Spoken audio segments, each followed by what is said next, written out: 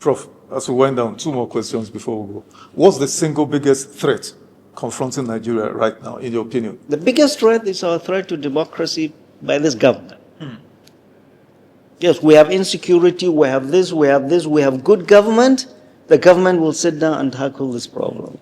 But we have a government that is threatening our democracy. Where are you going to get a good government? Are we going to continue with the same government that doesn't care about this? We have insecurity. We have cost of living crisis. We have massive poverty. We have ethno-religious balkanization of the country. We have tribalism.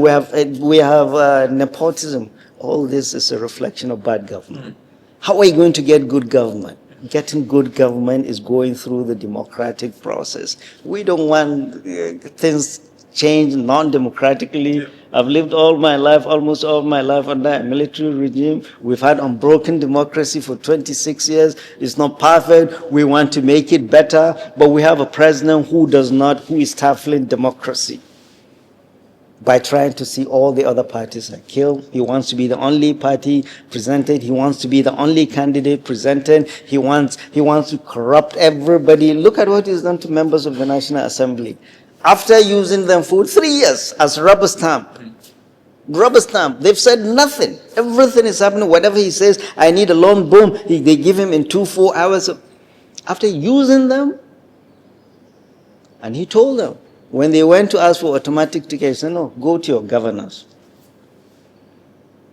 Go to your governors. He's empowered the governors now, given them money, and sent these non-performing members of the National Assembly back to their young governors. Because he wants the governors to help him scoop votes. He's used the National Assembly. Many of them cannot go back home. They can't. We don't have good government. All these things cannot be solved. We cannot solve insecurity, the poverty has put us in, the hunger, the ethno-religious crisis, the balkanization, everything rallies around good government and good governance. Governance has stopped 2 years ago. It's an all-now politics. So, and we are saying, Mr. President, no opposition, there's not going to be an election. And we're going to fight this oppression your government is bringing you. Last question, Prof. Emir Sanusi, somebody you know very well, Sanusi Lamido, says, on the one hand, the president says, we've earned so much money, we've removed fuel subsidy, so we've raised so much revenue, and then so much revenue is given to the states. But on the other hand, you're borrowing so much money, so much debt is being piled up. President Tinubu's government has borrowed more money than every other president since 1999. Facts, data. So the question is, what are you doing with money? Why are you borrowing so much money?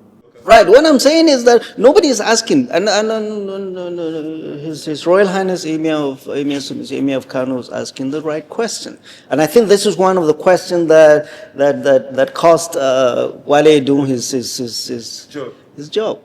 You're saying you told us you remove subsidy. After we remove subsidy, we have enough money. We don't need to borrow, but you've been borrowing daily.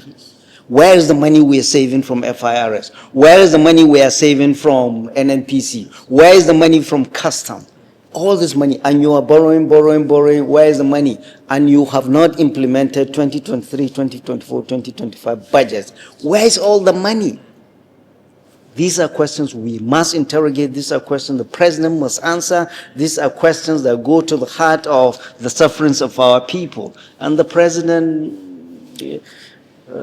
these are questions you must answer to us and to God Almighty, that all this money you're fretting and giving your friend in the state capture mission, the time will come when all this must be given answers. And I have no doubt.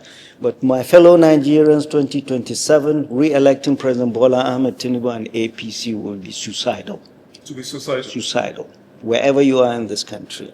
Is your life better today than it was when the President Bola Ahmed Tinubu came? Are we hungrier? Your salary going further than went? How much is the price of fuel today? How much is your rent? How much do you pay school fees? How much do you eat? Our life is much, much worse than electricity. Guess what? Where is the Minister of Electricity today? He brought band A, B, C, whatever, made so much money that he's bragging that he's made so much money that he cannot be poor. He picked the ticket for APC governor's ticket in Oyo State. So he came to make money, and he made it, and he said it. and EFCC is there watching him, looking at him, and doing nothing.